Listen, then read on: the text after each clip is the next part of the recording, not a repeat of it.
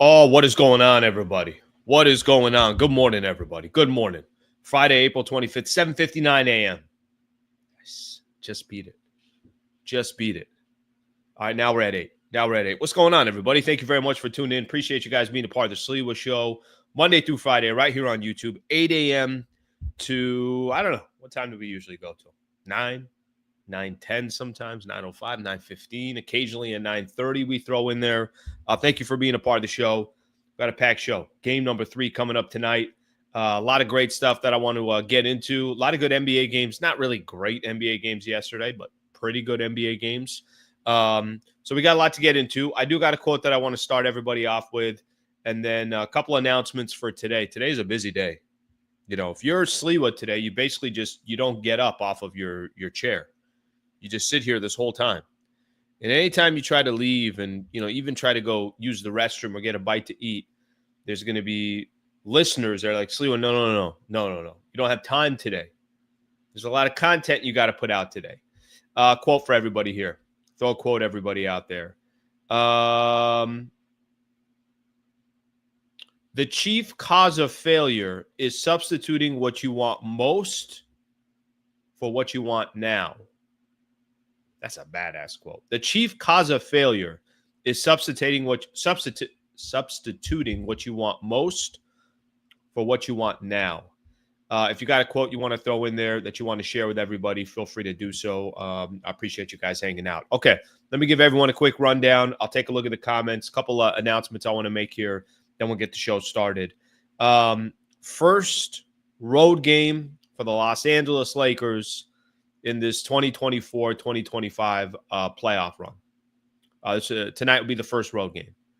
A lot going into tonight's game, and actually really looking forward to see what this Lakers team is going to be while they're on the road. So talk about really kind of what that means. I did say this. There was a second there about who's got more pressure. Lakers got more pressure. Minnesota's got more pressure. We'll spend a little bit of time on that. I think there's a lot of pressure on the home team. A lot of pressure on the home team, and I think we're going to find out a lot about some of these other players that are part of the Minnesota Timberwolves and what kind of moment this is for them. Guest, Khobi Price is going to join the show. So Khobi, if you guys know, has been on the show a couple different times. He covers the Lakers for the SoCal News Group at every game, travels with the team. Not directly with the team, but travels to the games as well. Love having Khobi on. We'll get his perspective on tonight's game and what exactly that means. I will spend a few minutes as well. Denver at the Clippers yesterday. Clippers blow them out. Denver get their asses kicked. OKC at Memphis. Memphis was up 29. I want to say up 26 or 27. 26 when Ja Morant got injured. Left the game. And OKC came back and won that game. They're up 3-0. Actually, the best game, I thought one of the best games yesterday was the Pistons and the New York Knicks. I got a chance to watch that game. Kobe's jersey sells at a historic price, I think top 5 all time. And this was the jersey when he first got into the league. I thought that was an interesting story. We'll spend a little bit of time on. Then we got the weekend preview. Look at some of the NBA games that are going to be going on. A couple other things going on around sports, and then we'll go from there. Okay, a couple announcements here real quick. After the show today, 10 o'clock, I'm going to do a MVP members only show, so we're going to spend a little bit of time on that. Looking forward to connecting with the members. If you are a member, thank you very much for being a member. If you've been gifted a membership, awesome. I hope, A, you see some value in it, and B, it's just a great way to support the channel. So I'm looking forward to doing a show with members at the end of this show. Later today, Lakers play at 6:30. I don't know the exact time yet, but probably around 4, I'll go live again to do about a half-hour preview show for game number 3. And then, of course, tonight I'll be doing the post-game show as well. There's a lot going on. One of the partners that I have as well, BetterHelp has come in, and they're doing a little bit of work with me. So I got to put out a video as well a little bit later. I'm kind of trying to think of some concepts and some ideas. Those are usually recorded videos. So, I want these to kind of last for a little bit as far as the content goes. So I got to do that as well. There's a lot going on. I'm not leaving the mic today. All right, let me look at a couple of the comments. We'll get the show started. And then Khobi Price, like I mentioned, coming up in about 5 minutes or so. All right, let's see what we got here. Let's see. Good morning, Lakers Familia. Caffeine sleep. Big game tonight, feeling like a must-win for us. Does it feel like a must-win for us, or does it feel like it's more of a must-win for Minnesota?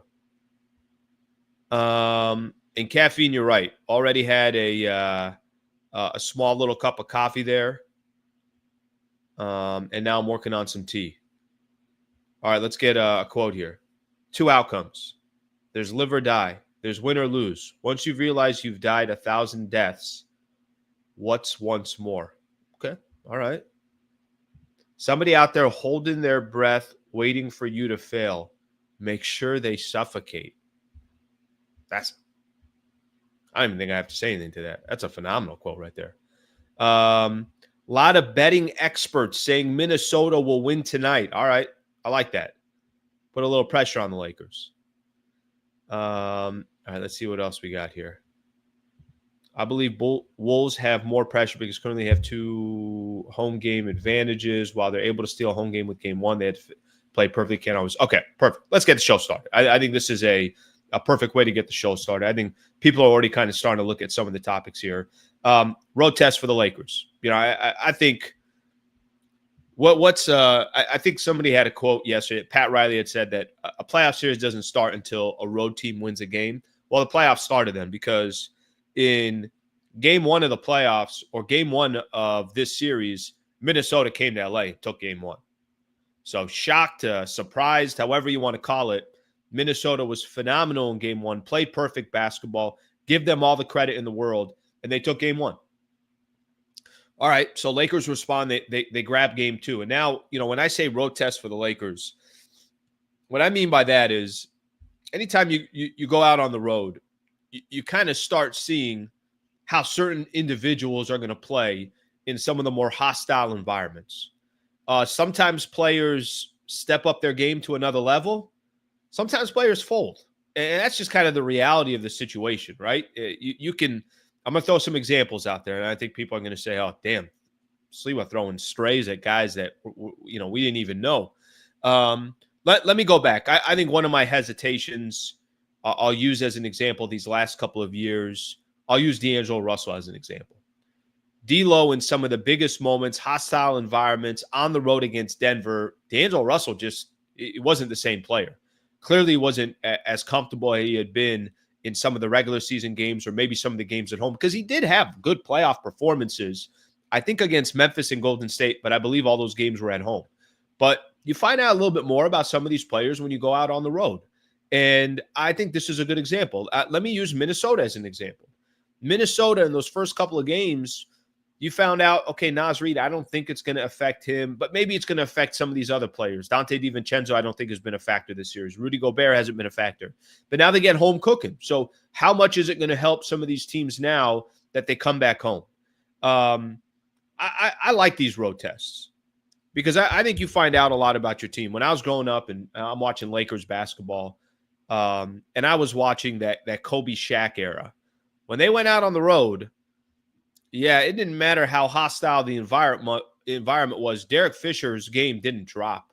Robert Ory's game didn't drop. Rick Fox's game didn't drop. I'm talking about some of the role players. Like Khobi and Shaq, you know, stars are stars. They're typically going to do whatever they do, and it doesn't matter what the environment is.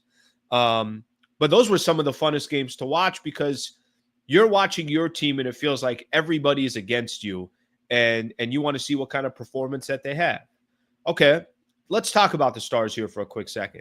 Do you think Luka Doncic walking into a game, he had some quotes a couple days ago after the Lakers beat Minnesota, and they got game 2. Here's what he said about the expectations of the crowd in Minnesota.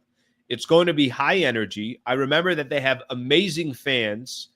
They are very loud. At some point, they're going to make a run when we got to stick together.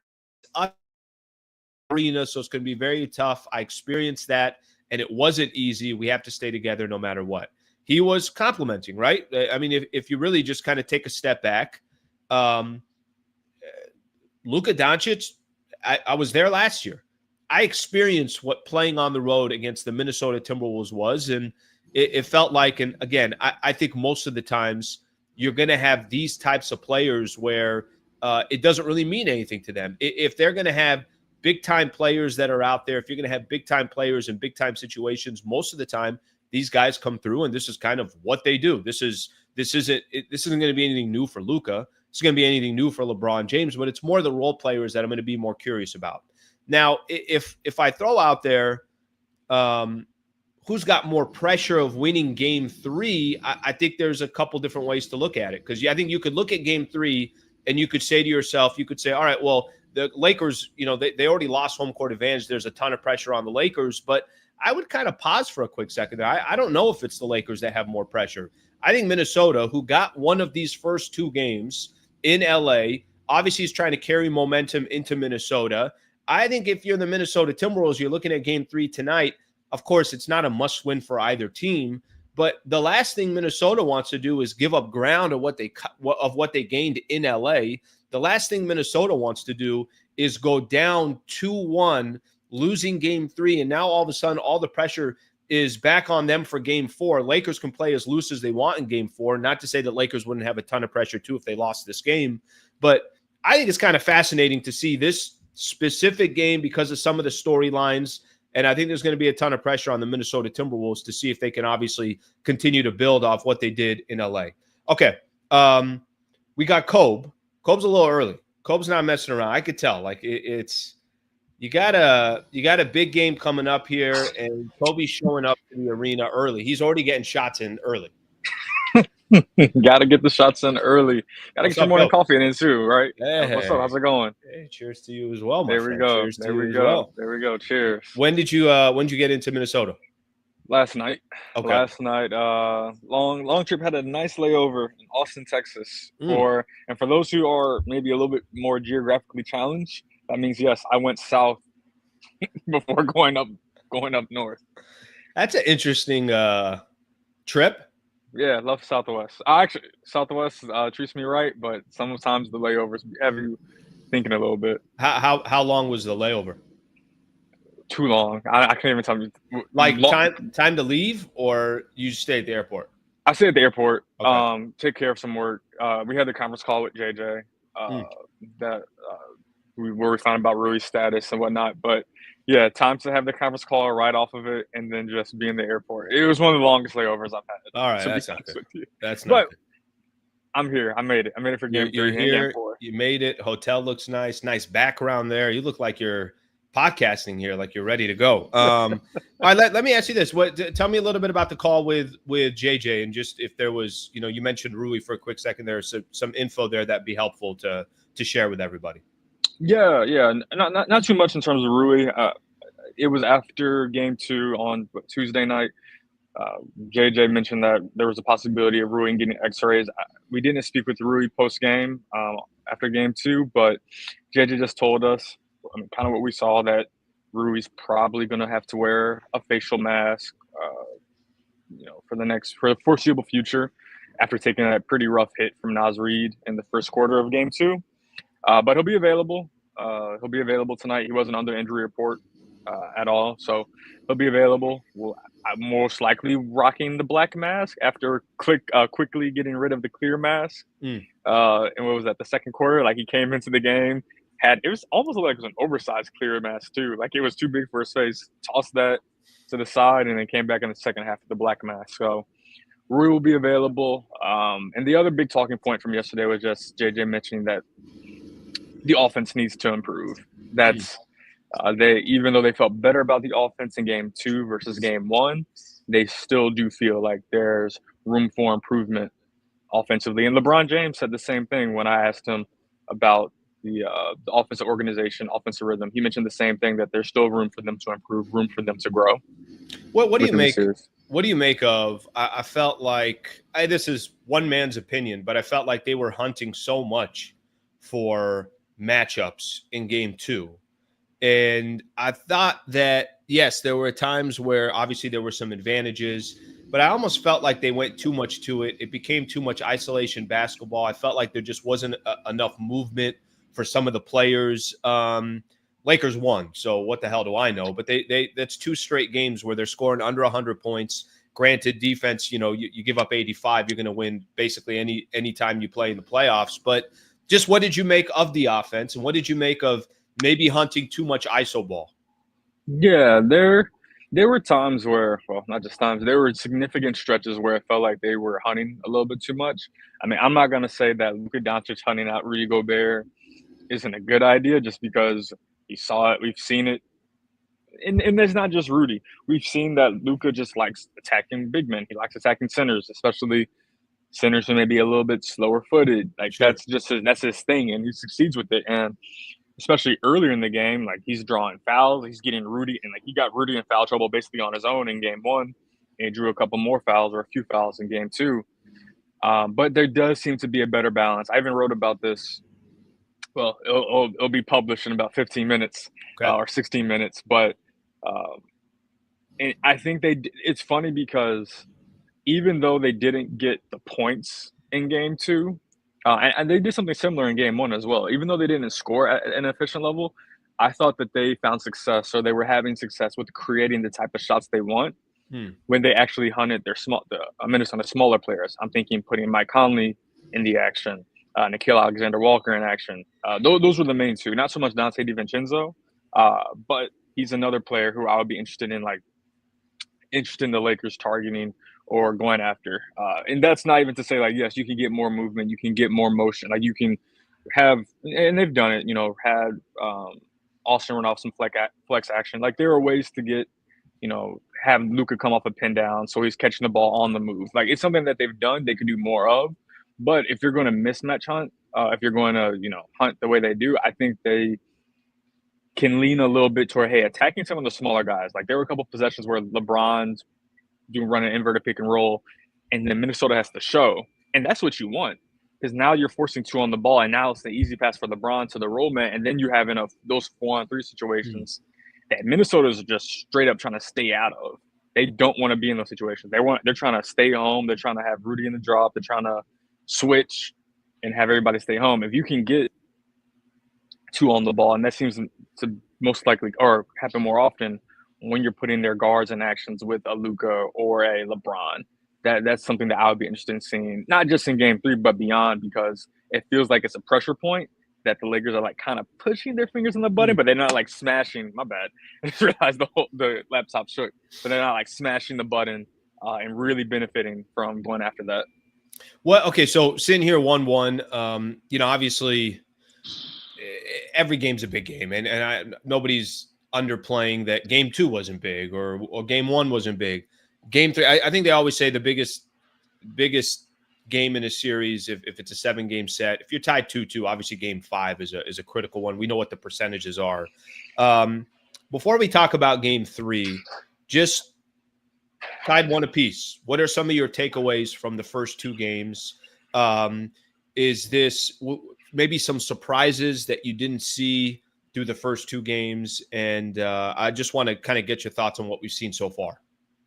I don't know if there's been anything too surprising within the first 2 games. I mean, Minnesota knocking down 21 threes in game 1, that's an anomaly. I mean, there's a reason why it's a franchise playoff record for them, just because it's not something that's really replicable. But we've seen teams create good looks against this Lakers team, especially the way that they defend. So one night your guys get hot as a collective and you knock down 21 3. Sometimes, and that's the modern NBA. It kind of just happens on nights you may not expect it to. But more so the process, the fact that Minnesota was able to create that level or the quality of those threes isn't shocking, especially when you realize or when you look back and you watch just how the lack of intensity that the Lakers were playing with in that game. Just calling it what it is. They weren't, the transition defense wasn't there. They weren't dialed in the way they needed to be. That flipped in game 2, which was encouraging. Played like it was December 7th. Honestly, like a random game on a Tuesday. Honestly, they were just playing a random Tuesday game against Minnesota like it was December 8th or December whatever, those December 2nd to December 13th. No, guys, this is not those games. This is playoff time. but nothing too surprising. I mean, I guess if you want to say the biggest surprise, at least from the Lakers side, is just their three ball hasn't really fallen. Hmm. Like Dorian Finney-Smith hasn't really found his rhythm from beyond the Sure. arc. Rui, I mean, Reeves, definitely like, Reeves. Yeah. yeah, I mean Austin. Yeah, I didn't. That's the main guy. Yeah. Like Austin's just not getting his three ball to fall, and it's like they're creating, like, especially Austin. He's gotten some good looks. Yeah. Like there are a few Game yesterday. 2 early on. Yeah, game. Yeah, Yeah. game 2. Big time. Like rewatching, I was like, yeah, these are looks that, like, I know, knowing Austin's probably like kicking himself, like not knowing that he's missing some of these, just because those are looks that you just dream about getting in the game, and it's just. But so by the way, is that like, I'll use this as an example. Is that encouraging to them, because they know that, all right, we have not really even played a full game either. It's not like, I think what Minnesota did in game 1 was as good as you can possibly play in a playoff game. They were phenomenal defensively. They, hit 50% of their threes. You had freaking Jaden McDaniels go 11 of 13 from the field. Naz Reid, you had guys outside of Julius Randle and Anthony Edwards scoring in double figures. They were very effective. They had almost a perfect game. I don't think Lakers have been close to a perfect game. Is that encouraging, you think, that some of the threes that you're talking about, or just some of the individual players that haven't performed, I have to imagine that that's all going to click at one point. I'm not telling you it's going to click every game, but I wouldn't be surprised. You wouldn't be surprised if they clicked in game 3 and all that kind of went their way. Okay, 1 of 3 games where everything clicks. I don't think you're asking for too much. No, I don't think you're asking for too much. It does feel like they're leaving a lot of meat on the bone, and more so offensively. I think game 2, especially the defensive start, was as good of a start as you could ask for. Now, as the game went on, I think things got loosened up just a little bit, especially as the offense kind of waned. Like, the defense became just a little bit harder. I think they honestly benefited from Minnesota missing. There were a couple big shots that Minnesota, they were down, whatever, somewhere between like 11 to 13, 14. They missed a couple threes that could have got it to a more dangerous place. So I think the Lakers benefited from that. I think Anthony Edwards, if I remember correctly, it was a 9-point game and missed a 3 that it felt like if that 3 goes down, I don't know what the conclusion of this game is going to look like. But they did miss a couple kind of key shots there towards the end of that fourth quarter. They did. So the Lakers have benefited from some defensive luck as well, at least in game 2 they did, more so down the stretch, especially when their offense is like, I mean, there's like a replay. Like, I was talking about the whole LeBron, like, getting smug eyes on him. Like, there was one possession where he has Nickeil Alexander-Walker, like, on his hip, backs him all the way down, shot clock's rolling, and he takes that, like, 4-footer, and he just airballs it. Doesn't even hit rim. Then I think he gets it backstep, and he takes another one he misses. Like, LeBron missing a 4-footer over a dude who's 6, 7, 8 inches shorter than him in the manner he did. And Nickeil fell. So it was almost basically like nobody's in his airspace. And the fact that he just like completely missed is just one of those, this is just not a night where the shots are going to fall for these guys. Dorian Finney-Smith getting like a wide open corner 3 and just doesn't go, like, his shot, what does he call it? Butt naked open shot. Like, this his shot. And he just, so it does feel like there's a lot being left off the bone. Like, Austin's going to knock down his threes. LeBron's going to get into a better rhythm inside, like within the paint, inside the restricted area, within the half court context, because he's done damage in transition, but not so much within the half court. So it does feel like the Lakers have another level to reach, even if their process is the same. Just the shot making has to improve. What have you made of Ant's game so far this series? I don't think I think Minnesota can also look at things and say to themselves, hey, Anthony Edwards hasn't had an Ant type of game.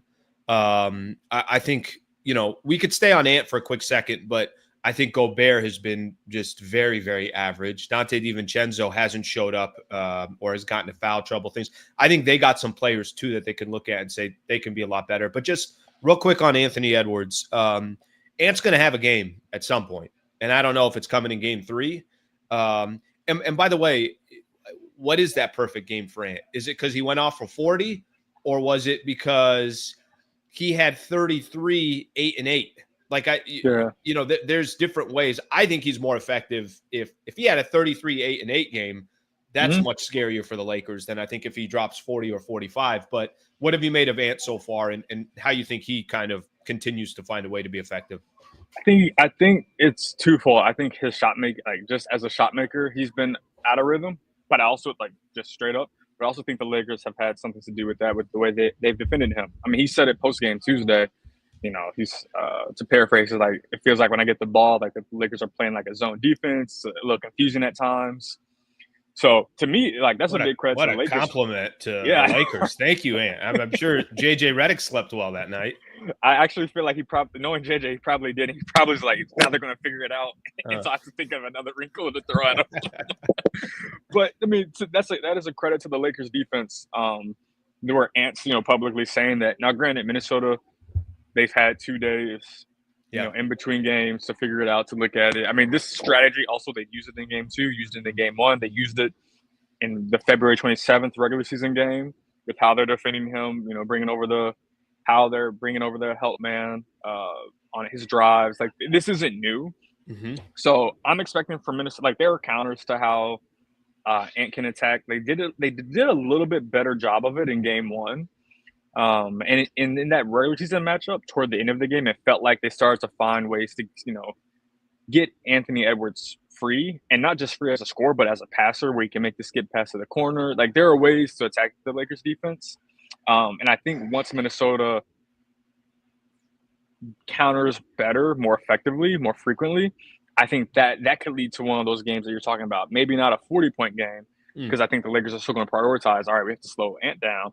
But a game where he's getting, 30 points, 8 assists, 9 assists. I mean, he had 9 assists in the first game. And some of that was from just poor Lakers defense overhelping and whatnot.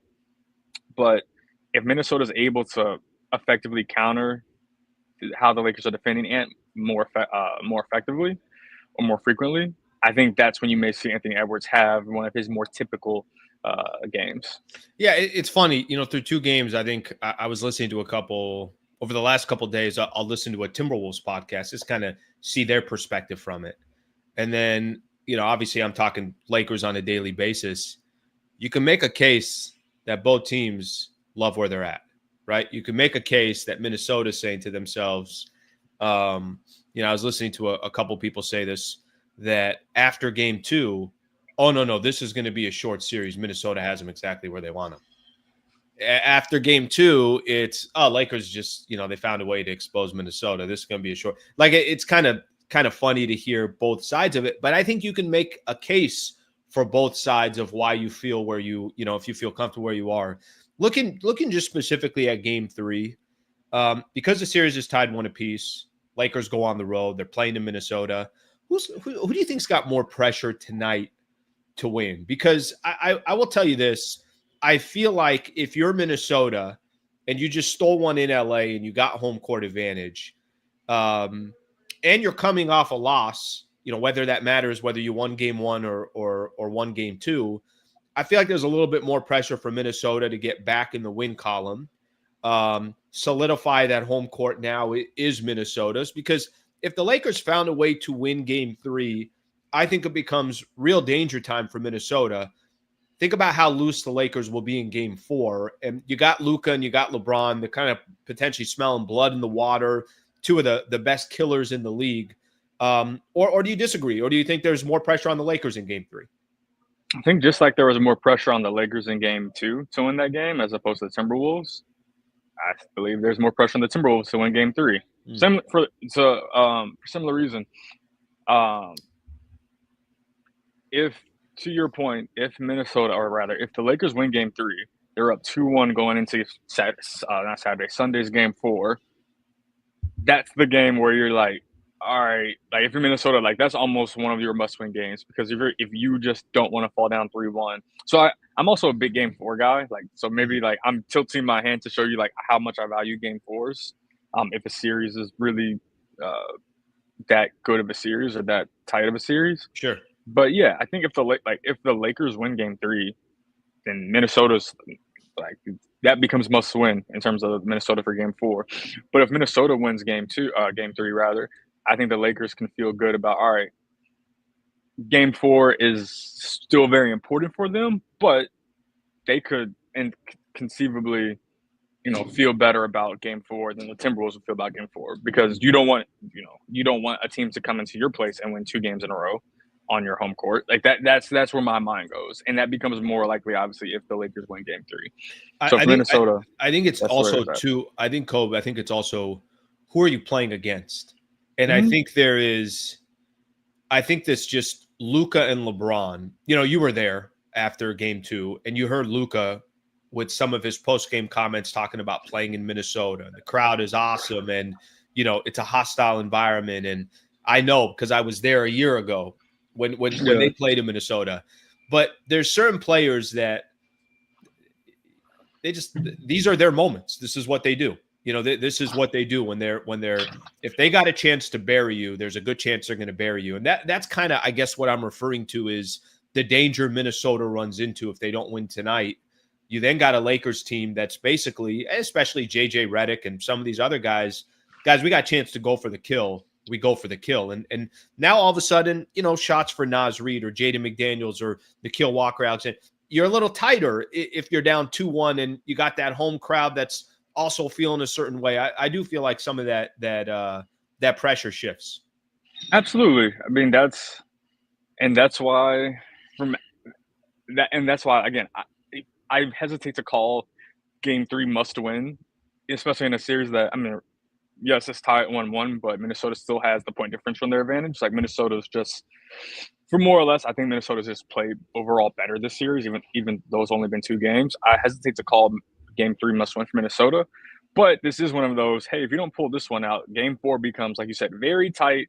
You get the nerves can get flowing if you don't come out in Game 4, knocking your shots down or finding that rhythm or shutting. Like, that's when the game, not just the game, but the series can start teetering in one team's favor. That's why, like, I'm looking forward to Game 3. It's going to be awesome to cover this game.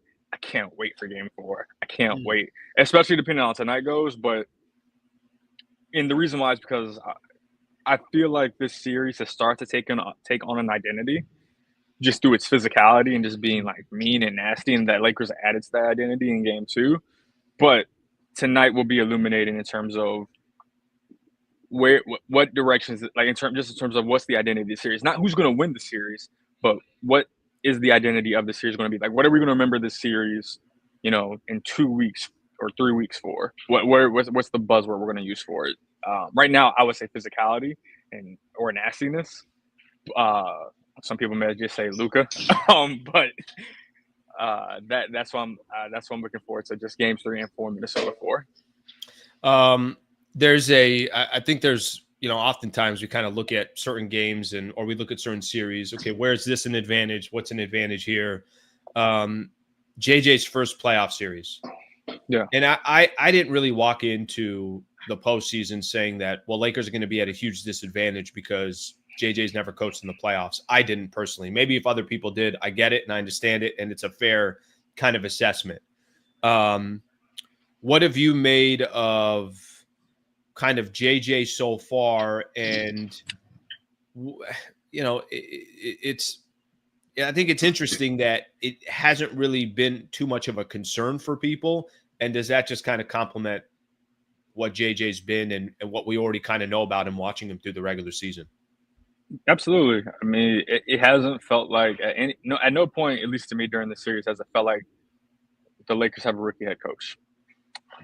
That's one of the biggest compliments you can give anyone in JJ's position. It doesn't feel like he's getting outclassed, outmatched. I think that I was encouraged by the Lakers' improved game planning or improved play from Game 1 to Game 2. I think some of it was on the players. I think some of it was also on the coaching. I mean, JJ even mentioned it to us yesterday, how I asked a question about I mentioned the quote from Anthony Edwards about the Lakers defense to JJ.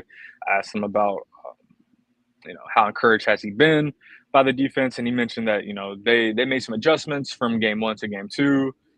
Even though in Game 1 something went well, the players weren't that comfortable. Like, there was just a comfort factor for the players. So they changed that. They made another adjustment from something they weren't doing well in Game 2, and they executed it in Game 2. As this series gets deeper, we're guaranteed at least 5 games. I'm thinking we're going to go beyond, 5 games. Agreed. Yep. So the in-game adjustments are going to become more crucial. I think that's going to be a big thing within tonight's game and even game 4. Just tactically, what can you switch it up, not just from games to game, but literally at halftime or going to a quarter or on the fly or within a substitution pattern. That's going to be more, to me, more focus is going to be put on that. But in terms of adjusting from just game 1 to game 2, I think the Lakers did a better job. I mean, that's reflective in the score. But I think the Lakers did a better job than Minnesota. Minnesota still hasn't figured out how to consistently attack the Lakers defense. And I think there's still, again, there are ways for the Lakers to better attack Minnesota, just in terms of whether it's the off-ball movement, attacking the smaller players. Like we can go down the line. Maybe some stack action against Rudy in the drop, get some more horns. Like there are other ways that they can get a better groove going, but through the first 2 games, I think JJ's done a good job. JJ and his staff have done a good job. You know what I think one sign to me is the way that JJ has the ability to kind of rip into the players, and it's not taking offense. Like nobody, I think, takes offense to it. I think if I don't know why that is important to me, but that shows you that he's got a lot of respect from the players, and the players are not taking anything personally. That video that came out, in game 2 where he completely hallucinates and is basically shouting at anybody that's walking by him. I think it's kind of a fine line. And sometimes if you got a coach that does that and that players are not really, maybe they don't believe in his process, or they don't believe that this guy is putting them in the best position to succeed, I don't know how well that goes, but I feel like that's not an issue for JJ. Have you felt that, or some of your interactions with a lot of the players?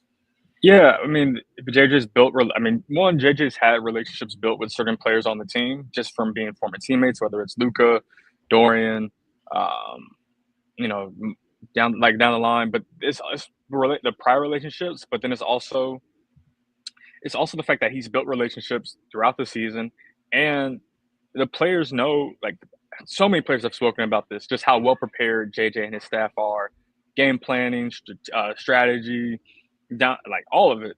So there's a built-in trust there when you know that your coach is prepared and prepared, fiery, and since I think players don't always talk about it, but I think a lot of players, especially on this team, they like a fiery coach. They like a coach who's going to be amped and ready to go. And we saw that before game 1, but in JJ's way, he wasn't. I mean, I think you were there game 1 pregame, just how short JJ was with his words and not his responses to, like, that's not JJ. And in game 2, you could see him be a little bit more a little bit more open, a little bit looser. 100%. I think that's more so reflective of his intent, like his own intensity. And if we're feeling that in a pregame press conference, the players are feeling that in every interaction. They're feeling that when JJ's and the staff is having them go through a really intense practice in between games 1 and 2, not as a quote unquote punishment, but because he's trying to get them prepared and have everybody prepared for a big time game 2 where, if you're the Lakers, again, I wasn't going to say that game 2 is a must win for the Lakers, but you kind of got to win that game to keep this series competitive. So but the players see that. The players know that. They feel it. They see it more than we do. So they absolutely. That's where that trust gets built, and how JJ can have a moment where he's going off on everybody in sight, but the players are going to take a personal offense because they know it's not personal. It's JJ. Like LeBron said it. It's JJ being JJ. All right, final one, brother, and I appreciate you taking the time. I know we got 2 big games coming up here in the next couple of days. Come back to LA 2-2. What do you think the series will be? I think we're coming back to LA 3-1. 3-1. I think the Lakers are going to pull out. Taking both. I have no reason to. I've put a Lakers in 6 prediction out there, but I should have done it game by game. My pre-series predictions were Lakers get blown out in game 1. I remember you telling me that. Yep. They win a tight game 2. And then I think they're going to win both games 3 and 4. I think they're going to drop game 5 and then close it out here. Interesting. Now, the tough part I'm having is I think they're going to have one of those games where they make like 17 threes, 18 threes. Like everybody, like Austin makes 5 threes. Luka has it going. Dorian makes a few threes. Like everybody just has it going. And you have like 4 or 5 guys in double digits, right? or 5 guys in double digits. I'm just trying to figure out if that's going to be today or Saturday or Sunday. Okay, That's if that happens, if they win 3 and 4, and you already predicted the other two the way you did, don't fly from Minnesota to LA. Stop by Vegas real quick. Play a couple hands. Play a couple hands. Yeah, get in there for a little bit. Maybe an hour or two. See how things are looking, and then go from there. All right. Well, yeah, maybe, or maybe I just use all my luck on this series. There you go. You I like know. that. Thank you, brother. I appreciate the time. Enjoy the next couple of games in Minnesota, and then we will see you for Game 5 back in LA. Absolutely. Thank you, Khobi. Appreciate it, brother. All right, man. That is Khobi Price right there. Khobi Price making it happen. Wow. 3 and 4? Jesus. Imagine what, some Timberwolves people would think about that. Minnesota, I feel like a lot of their people get angry when people are picking the Lakers or anything along those lines. Can you imagine a beat writer picking Lakers 3 and 4 in Minnesota, which is interesting. It says 3 and 4 in Minnesota, but then Lakers lose Game 5 at Crypto and then close it out in 6 in Minnesota. So there's a lot of back and forth. I think they split. Which 2 games they split, I don't know. I think they come back to LA tied at 2 apiece. And I picked Lakers in 6, so I'll kind of stick with that prediction of Lakers in 6. All right, let's take a look at some of the comments. A lot of people got a lot to say here. All right, let's see what we got here. Lakers taking 3. I know, I'm with you. I'm thinking it's going to be 2-2, but I do think there's something about there's something about I think what we've talked a little bit about in the past.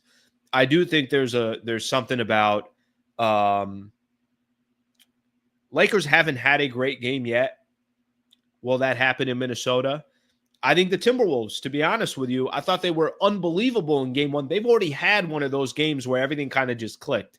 So, but Ant hasn't had a game. Something to keep in mind there. I know Ant hasn't, so we'll keep that one in mind as we go. Alex Renteria, I hope the Lakers will be ready mentally to bring the intensity and weather the early storm. Yeah, there's going to be, part of this game. The energy is going to be phenomenal. Minnesota did exactly what they were hoping to do. Can you go split 2 games? And frankly, I think Game 2, other than that first quarter, Minnesota was toe-to-toe with the Lakers. They actually outplayed them in quarters 2nd, 3rd, and 4th quarter. I think the most points they gave up was 24 points the rest of the way. So after that first quarter, they were phenomenal. Minnesota should feel good about themselves. Now, my question has always been, can Minnesota do it in 4 games? That's going to be the bigger question here. Get another one here. JJ, so much better than Darvin Ham. Never seemed like Ham knew what he was doing. Yeah, a lot of people continue to bring up Darvin Ham. Thinking Wolves might be leading after the first quarter tonight. Not sure if the Lakers can win 3 first quarters in a row. Okay. I'm going to go back to something that we talked about a little bit earlier. Let me see if I could find a couple of those comments. Let me see if I could find them. There was a comment about a little bit earlier about, who's got more pressure for Game 3. I really do believe it. I really, really do believe there's more pressure on Minnesota tonight, that if all of a sudden you get into the 4th quarter and this is a tight game. By the way, Minnesota, statistically, all year long, awful to close out games. They've been awful to close out games. So something to keep in mind. If you're 4th quarter, about 3-4 minutes left in the game, and it's a 1 or 2 possession game, give Lakers the advantage there. They got plenty of closers, plenty of guys that have been there that have done it. And I think what Minnesota's looking at is really just Ant. And even Anthony Edwards, it's not like that's going to be efficient basketball or anything along those lines. But I think there's pressure on the Minnesota Timberwolves tonight. I really, really believe that. If you go down 2-1, all of a sudden Game 4 on Sunday, they're going to be tight. Let's put it that way. Lakers had 2 great first quarters in a row, thinking they are due for a bad first quarter. Hopefully they win the next 3 in a row. I just have a difficult time thinking this series is going 5. I do think that there's a lot still kind of left here for both of these teams to figure out. Amir, finished my last preclinical exam of med school. Listen to Slee right after, and our Lakers play today. Happy Friday. Let's go Lakers. Great day. Amir, congratulations, buddy. Get it in, Amir. Get it in. Do some work. Thank you, brother. I appreciate the super right there. Seiko getting in on the action. AR hasn't had a great series since the Grizzlies. Yeah, AR went through a stretch where he was phenomenal. And then AR, frankly, hasn't done all that much so far. I don't want to take. I don't think he was bad in game 2. He was bad from the 3-point line. But there were other things that he was doing. If you got 5 rebounds, 5 assists, you still end up with, I think, 16 points, shot 50% from the field. The problem is 0 for 6 from the 3-point line. So that's what's kind of killing Austin Reeves so far here. All right, let me get a couple more comments in here, and then I'm going to shift. I'll come back to the Lakers, but I do want to talk about a couple of the NBA games from yesterday as well. Some of them that have an effect in the Western Conference, and obviously some of them that are a little bit different. All right, let me just get a couple things coordinated here real quick. Okay, I want to give a quick shout out here, as we always talk about. I was actually on the phone with him yesterday. Called Brad Wallace from the Wallace Firm yesterday. Was asking, hey, can I get some more context on this Home Depot trial that you guys were a part of? I loved it. He kind of gave me the full breakdown. And if you guys haven't got a chance, I was talking a little bit about this during the week. Brad was on my show about a month ago, and he was talking about just a big case that he was handling. He's been handling now for the last couple of years, and it was against Home Depot. And Home Depot didn't settle. Brad did exactly what he said he was going to do. He took him to trial a few weeks back, following a 2-week trial, which included Brad's closing arguments at the Van Nuys Courthouse in Los Angeles County.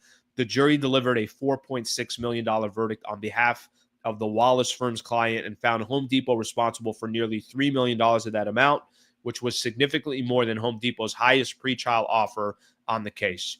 Why do I just say this? Why do I bring this up as an example? Number one, we talked about it on the podcast when he was on there. Number two, I just want you guys to know that Brad Wallace is one of the best injury attorneys in the entire state of California, and he can help anybody in the state of California. He's a proud partner of this channel and this show, which I'm very, very appreciative of. If you or anybody, a family member, is ever in some type of a serious situation, I'm going to give you a URL, wallacewins.com/Sliwa, wallacewins.com/Sliwa, or click on the link in my description. Get a free consultation. He can help anybody in the state of California, like I mentioned. And if I can make a personal introduction, I'm happy to do so as well. So shout out to Brad Wallace and the Wallace Firm. Shout out to you guys as well. It's funny. Yesterday, he was reading off to me. He's like, your chat is hilarious. And he's reading off all these different things on the chat. I appreciate that you guys understand how important partnerships are and that you guys have kind of welcomed him and made him feel part of the familia. So I appreciate that from everybody. All right, let's take a look at some more of these comments here as we continue to go. Get my slide back up here. There we go. All right, let's take a look at some of the comments. And then I'm gonna switch to NBA here for a quick second. Yeah, a lot of people, what I've seen on here is I've seen a lot of people talking about Julius Randle, that kind of Julius Randle piece that is kind of an integral part in tonight's game. I saw somebody saying yesterday, why don't the Lakers put Rui so that LeBron doesn't have to guard him? Yeah, that part I think is, kind of a little bit interesting as well, what the Lakers do strategy-wise. But I don't know how much their strategy is going to change 2 games into the series. I don't know how much of an overreaction Lakers are going to have in anything. Because, frankly, I thought defensively in game 2, the adjustments that they made, taking guys like Naz Reid off the 3-point line, they made the proper adjustments. Now, the question is going to be, I probably think the most important question here is how much better are those role players for the Timberwolves going to be when they're at home versus when they were in LA? Now, in game 1, they were phenomenal. Game 2, obviously, they struggled. Game 3 is going to be obviously a big-time test for the Lakers. Anak, hope I pronounced that right. Thank you, brother. I appreciate you. He's gifting out 5 memberships. The timing of that is very good. You want to know why?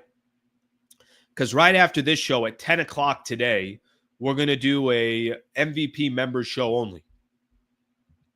So I hope there are some people that are taking advantage of the memberships there. Mitch Potter, I know, has done that a lot of times where he's gifted out memberships. If you want to be an MVP member, I just put a link in the description. It's $3 a month if you want to support the channel. Let me just kind of simplify it. You want to support the channel, that's one way to support it. You can either just subscribe. That's a great way to support it. But if you want to be a member, that's phenomenal. I would appreciate that. So thank you to everybody that is a member and that's going to be hanging out at 10 a.m. today. We'll do a member show, and we'll hang out for about a half hour or so. Anak, thank you very much for doing that, brother. Okay, let me talk about a couple NBA games. I'm going to keep that up there, and we could kind of continue to go. So I was excited last night. All right, man, I got some good NBA games coming. And the first game that I watched was the Knicks and the Pistons. And why I was rooting for the Pistons as if I was born and raised in Lansing, Michigan, I don't know. I don't know. But I want the Pistons to win that series. I really actually enjoy watching them play. I'll get into the two West teams here in just a second. But really enjoy watching Detroit play. They got some vets that have been in the league for a long time. They play really, really hard. Cade Cunningham is an absolute stud. Another 24, 11, and 7 for him. Not the most efficient night for him. Did have a lot of turnovers, but, I mean, the guy is literally 23 years old. And he's trying to carry his team over a much more talented Knicks team. Watching the Pistons play, I thought they were always playing from behind the entire way. Obviously, a former Laker and Dennis Schroeder. I don't know how the Pistons have made this a series against the Knicks. Maybe the Knicks are just overrated or not that good of a team. Maybe they just have no depth and, outside of their starting lineup, that squad's not good. But Jalen Brunson, 39-7. Cat had 31-8. OG Anunoby had 22. And Mikal Bridges had 20. And they only won by 2 against the Pistons. I think New York's probably, we'll see what happens to Tatum and what his health is. But in that second round, I'm just going to assume here that the New York Knicks, their luck is not going to get very far past the series. We'll see what happens with Boston. But that was a phenomenal game. Really exciting to watch. Unfortunately, the New York Knicks won that game. Other game that I watched right after, what kind of a bummer game between the Thunder and the Grizzlies. Memphis jumped out. We're dominating the Oklahoma City Thunder. Ja Morant goes down with an injury. Dort got him on a fast break. And, unfortunately for Ja Morant, that was a wrap for him. He wasn't able to do anything else. Only played 16 minutes in this game. But when he went out, they were up 26. I want to say they were up 26 or 27 at halftime. And then in the third quarter, OKC outscores Memphis by 18. In the fourth quarter, they outscore them by 14. OKC is up now 3-0 in this series. It's a wrap. Kind of, to put a bow on Memphis's season. Injuries, firing their coach, immaturity, everything that you want to look at. The Memphis Grizzlies are all but done. But how they ended up losing that game, the fact that they were up 25 plus, Ja Morant goes out, and then OKC just storms back and ends up winning the game. Just random. By the way, Scottie Pippen Jr., former Laker, Jesus, 28, 5-5. How good has he been for the Memphis Grizzlies? Sometimes I see that where the Lakers got guys and they end up going somewhere else and they thrive. That becomes a little bit frustrating. Final game that I want to mention here real quick. I'll start looking at some of the comments as well. Clippers 117-83 over the Denver Nuggets. What a pathetic game. What a pathetic game for Denver. I think there was a point early on, Denver might have taken a 6-7 point lead. And then after that, it was just all Clippers. They completely dominate. I don't know what to make of that game. Did the Clippers just completely take control of this series, or was that just one bad game? Kawhi, another 21. Look at the balance here. They had 6 guys in double figures for the Clippers and just completely dominated. And I don't know. Maybe those first 2 close games in Denver, the fact that the Clippers played both of those games tough probably gave away that first game, ended up going to overtime. They lost that first game. They end up holding on, obviously, the second game. Maybe this series is going to shift, and this is going to be all Clippers moving forward. All right, let me take a look at some of the comments. Then we got our weekend recap, and then we'll go from there. All right. Let's see what we got here. How does Ja Morant get hurt so much? He's not the first to be a high flyer, and those other dudes didn't go down as much as him. I don't know. To be honest with you, a lot of these smaller guards that are high flyers, I think of guys like Derrick Rose and things like that. You want them to develop other areas of their game so they're not always injured. But you are right. Ja Morant is injured a ton. Denver is done. Damn. Are they done? That's it?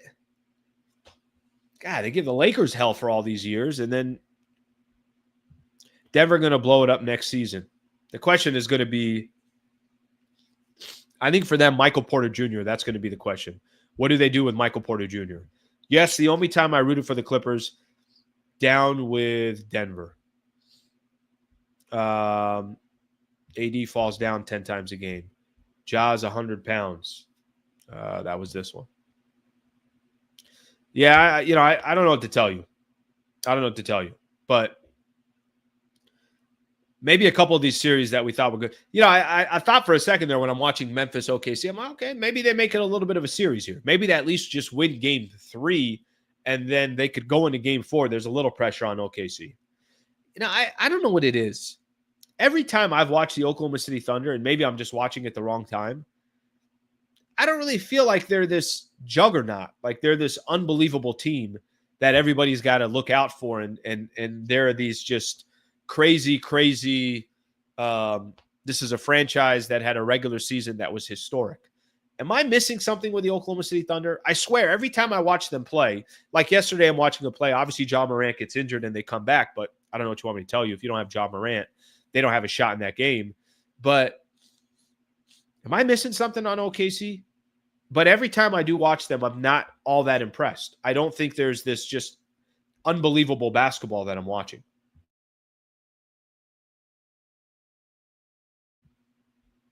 All right, let's a few more comments here. OKC and Clippers in the Western Conference Final. Actually, a pretty good Western Conference Final. Yeah, we're getting to a point here where you could just clearly tell some of these first-round matchups almost getting ready for the second round here. Now, not Lakers and Minnesota, because these games they feel like just complete grinded-out games. Nuggets will play better in game 4. I'll see what happens. Slee, that's crazy. Took out Lakers for the past 2 seasons, and Clippers about to gentleman sweep it. I'm with you on that. I've underrated the Clippers all year long. So I've said this before. And listen, a lot of times the way I look at teams is, well, how did they play against the Lakers? Lakers kind of handled the Clippers since that Luka trade. Frankly, I think they played well against Denver as well. The OKC, maybe that's why I'm kind of getting thrown off by the Oklahoma City Thunder. I thought the Lakers played OKC very well. So we'll kind of see how all these come into play. Let's see.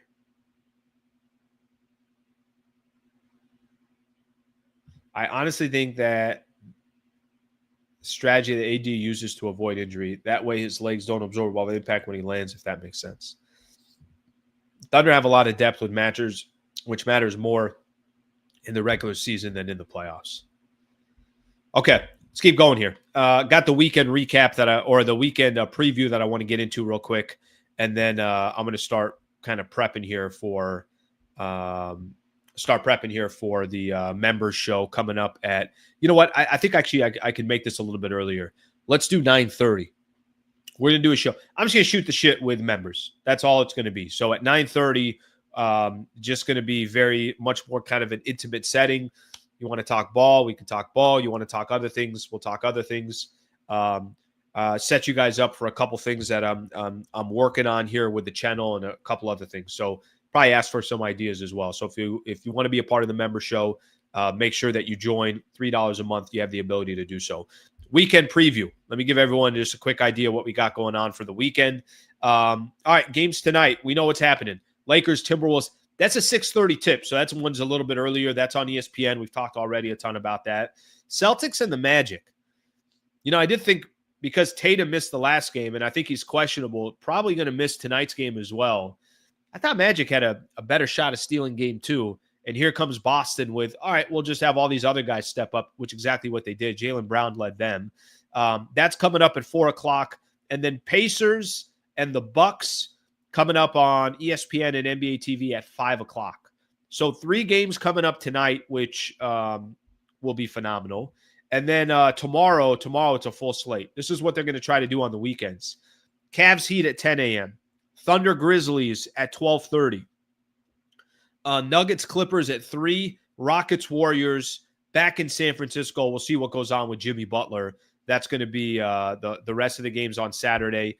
And then Sunday, full slate of games as well, because a lot of those are going to be game 4s. So we'll see if anybody gets swept on that day. Saturday, Sunday, 4 games, any time of the day starting at 10 a.m. on. You're going to have games on. Lakers and the Timberwolves will play at 12:30. Knicks and the Pistons will be at 10 a.m. Celtics and the Magic at 4. And then Pacers and the Bucks will be the late game at 6:30. So just to kind of give everyone an idea, that's what we got going on as far as our preview. Of course, weekend preview is presented by the Wallace Firm. If you or someone you know is in a serious situation, reach out to Brad Wallace and the Wallace Firm to see how they can help. For more information on how they can help you, go to wallacewins.com/Sliwa, wallacewins.com/Sliwa, or click on the link in my description. Shout out to the Wallace Firm. Thank you to Khobi Price, by the way, for joining the show today. This show kind of flew by, not going to lie. This was a fast show. All right, let's take a look at a couple more comments here, and then we'll keep going. Justin, you're the man. Appreciate you, brother. Thank you for coming in. Join at 9:30. We'll do a show just for members. Thank you, brother. I appreciate you being a part of the show. All right, let's see if we can steal in. See you post game. Thank you, brother. Appreciate it. Okay. Final thing here. Then we'll get out of here. 9:30 doing the show for members. 4 o'clock. I'm going to target 4 o'clock for a pregame Laker pregame playoff game today, or a pregame show. And then, of course, I'll be on after the game as well. So I'm going to basically carry this mic wherever. If I go take a shower, I'm taking the mic with me. If I go outside to get the mail, the mic is coming with me. We'll be on all day today. Thank you, everybody. I appreciate you guys being a part of the show. Looking forward to seeing you guys a little bit later. And members, I'll see you at 9:30. Have a great rest of your morning, everybody.